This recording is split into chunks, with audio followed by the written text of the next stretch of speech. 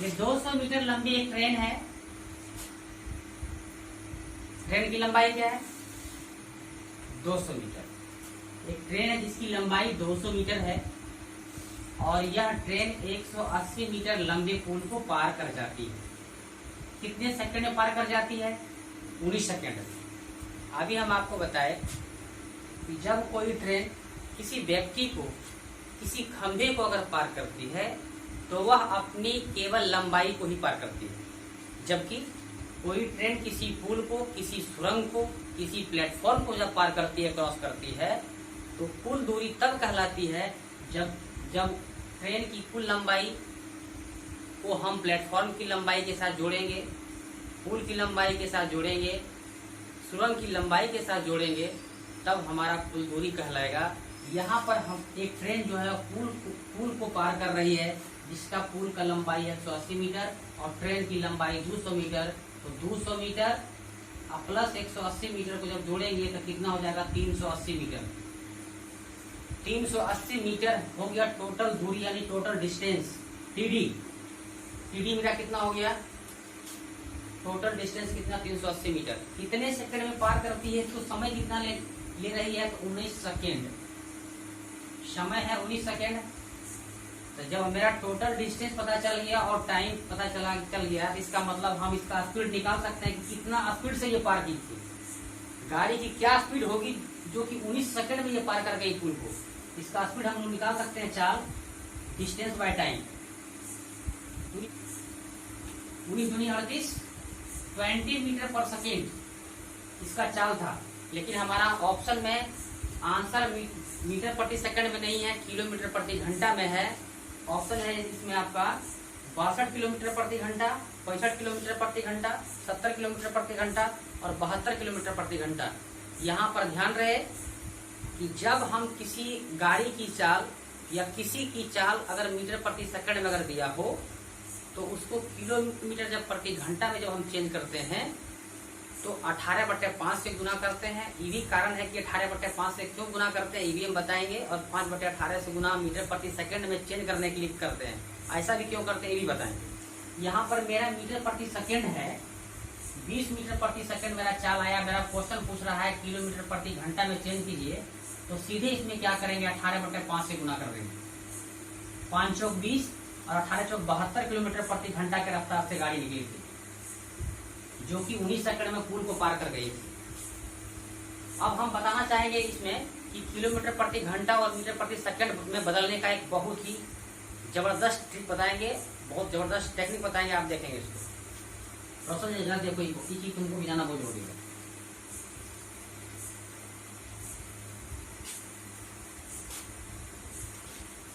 ये क्या लिखा हुआ? 5/18 लिखा हुआ है।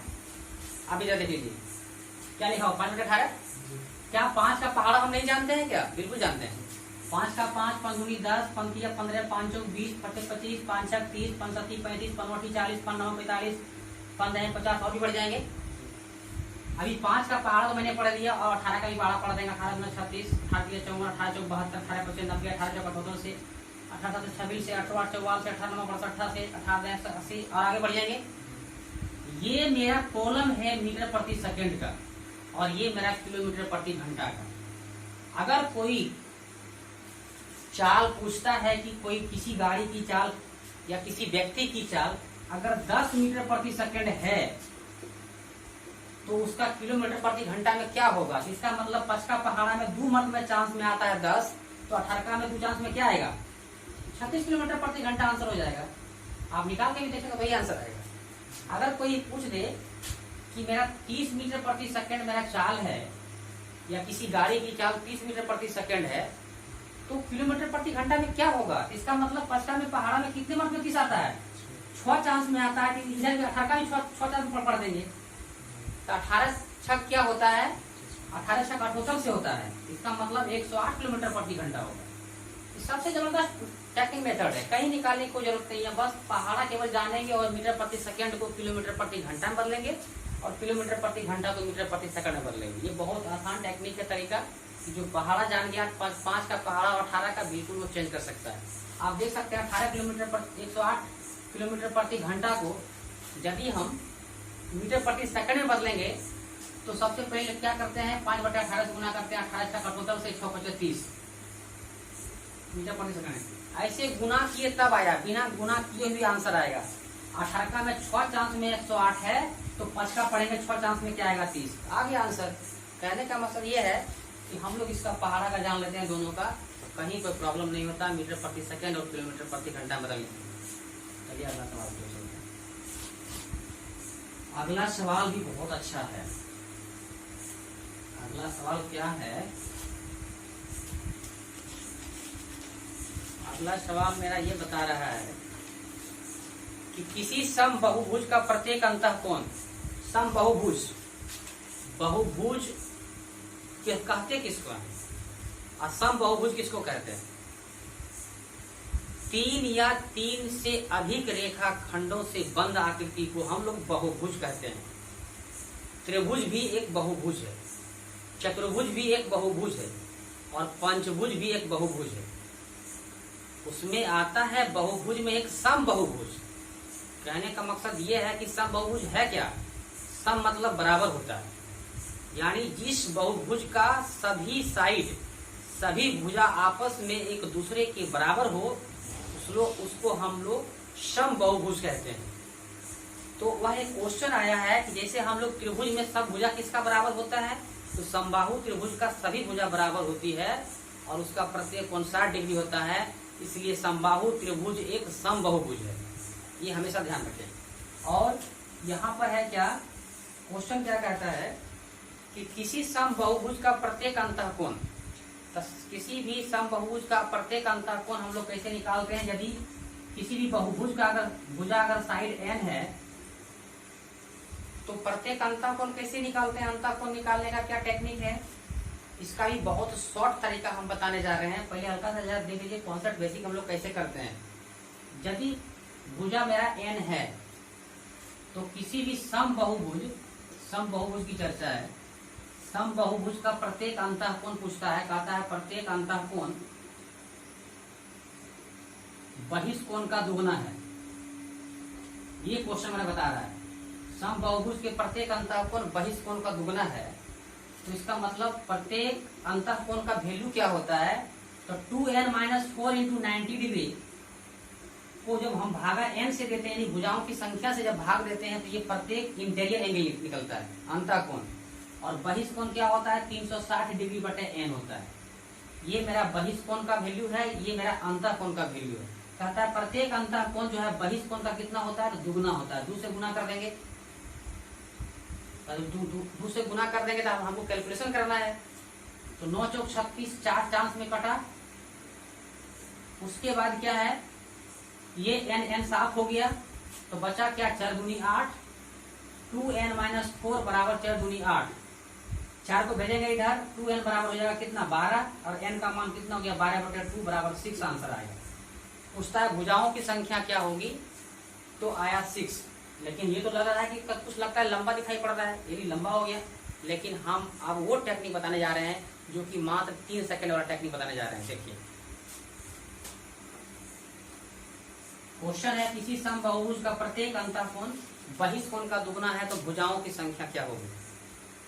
अगर किसी बहिष्कोण का अगर दुगना हो, किसी भी बहिष्कोण का अगर दुगना हो, अगर दुगना की चर्चा हो, तो सीधे जानिए क्या होगा इसका, कि जब दुगना हो तो सीधे इसमें दुगना करने का मकसद है कि 2 से गुना कर देंगे। दुगना है तो 2 से गुना करके 2 जोड़ देंगे, यानी 2 से हम 2 से गुना के कितना को जोड़ दिए, 2, कितना हो गया, 6।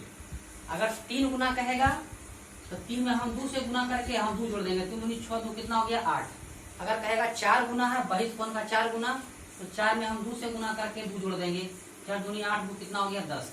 इस टाइप से हम लोग निकाल सकते हैं मात्र 1 सेकंड या 2 सेकंड में। यहाँ पर कह रहा है प्रत्येक अंतःकोण बहिष्कोण का दुगना है।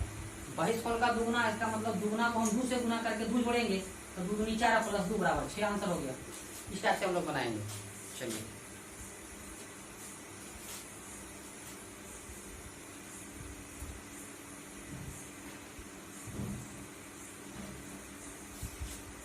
लास्ट सवाल हम कर रहे हैं कि यदि किसी बहुभुज का बहुभुज से डायगोनल का नंबर भी पूछता है, विकर्णों की संख्या भी पूछता है कि किसी बहुभुज में विकर्णों की संख्या क्या होती है, भुजाओं की संख्या क्या होती है। तो भुजाओं की संख्या निकालने के लिए जब किसी भी इंटीरियर एंगल जब दिया हुआ रहता है तो 2n-4 × 90 डिग्री, अब बाय n अगर करते हैं तो प्रत्येक अंतःकोण का मान अगर दिया हो तो इस पर हम लोग निकालेंगे। प्रत्येक अंतःकोण का मान दिया हो तो 2n-4 × 90 डिग्री और डिवाइडेड n, ये मेरा हुआ ईच इंटीरियर एंगल का वैल्यू। और ईच एक्सटीरियर एंगल क्या होता है, मतलब बहिष्कोण क्या होता है। एक्सटीरियर मतलब बहिष्कोण हो गया और इंटीरियर मतलब हो गया अंतःकोण। 360 डिग्री बाय n, ये मेरा बहिष्कोण का वैल्यू हुआ और ये मेरा इंटीरियर मतलब हो गया अंतःकोण का मान। तो कहने का मकसद यह है कि जब भुजाओं की संख्या अगर जहां दिया रहे तो भुजाओं की संख्या की जगह पर हम पुट कर देंगे जहां जहां n है, और प्रत्येक अंतःकोण का अगर मान कोई कितना भी डिग्री दिया हुआ था उसके अनुसार हम भुजाओं की संख्या निकाल सकते हैं। ये आसान तरीका है। यदि किसी बहुभुज के भुजाओं की संख्या, जिसकी चर्चा मैं अभी कर रहा था वही क्वेश्चन दे रहे हैं। किसी बहुभुज के भुजाओं की संख्या 5 है तो विकर्णों की संख्या क्या होगी, number of diagonal find out करना है। तो विकर्णों की संख्या क्या होगी। विकर्ण कहते किसको है, सबसे पहले जाना कि विकर्ण कहते किसको है। देखिए अब समझिए विकर्ण किसको कहते हैं। मान लिया जाए कि ये क्वाड्रिलेटरल है, चतुर्भुज है। विकर्ण कहते किसको है कि यदि हम इसको हम इससे जोड़ देंगे तो लोग कहते हैं कि हम विकर्ण कहते हैं। विकर्ण तो है लेकिन परिभाषा क्या है इसका है। जब एक ही लाइन पर अगर कोई दो बिंदु रहता है तो संरेख बिंदु कहते हैं। लेकिन हमारा जो डायगोनल जो रेखा मिलाया हुआ है यह एक रेखा पर नहीं है। एक रेखा पर कहने का मकसद है ये बिंदु और ये बिंदु, हमारा तो यहाँ पर मिलाया हुआ यहाँ पर है। कहने का ये तात्पर्य है कि विकर्ण की अगर परिभाषा अगर हम देंगे डेफिनेशन ऑफ डायगोनल का, तो दो असंरेख बिंदुओं को मिलाने वाली रेखा ही चतुर्भुज का विकर्ण कहलाता है। ये जान लीजिए बिल्कुल, चाहे वर्ग रहे, चाहे रेक्टेंगल रहे, चाहे पेंटागोन रहे, चाहे हेक्सागोन रहे, दो असंरेख बिंदुओं को मिलाने वाली रेखा ही विकर्ण कहलाती है। तो हमको निकालना है इसका आंसर सॉल्यूशन। तो इसका ऑप्शन क्या दिया हुआ है, 3, 4, 5 और 2। किसी भी बहुभुज के भुजाओं की संख्या जब दिया रहे तो हमको नंबर ऑफ डायगोनल निकालना है। तो क्या करेंगे, बस एक टेक्निकल यूज करना है।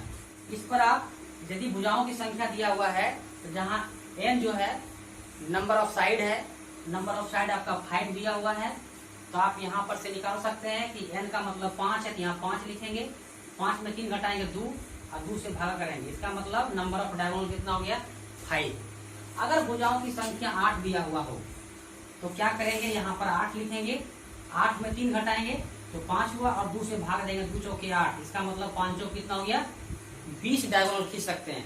अगर भुजाओं की संख्या अगर 10 दिया हो तो यहाँ पर क्या लिखेंगे, 10।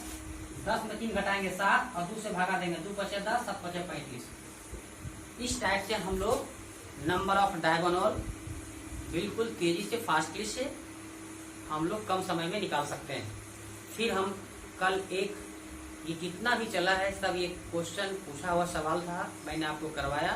कल फिर हम एक प्रैक्टिस सेट लेकर बिल्कुल हाजिर होंगे और पुनः आप कम समय में किस सवाल को, अगर आपने इस सवाल को अभी तक देखा कि बड़े बड़े सवाल को हम लोग कम समय में हल करने का काम किए, कल भी हम लेके फिर आएंगे सेट जो कि प्रत्येक सवाल का जो हल करेंगे, प्रयास रहेगा बहुत।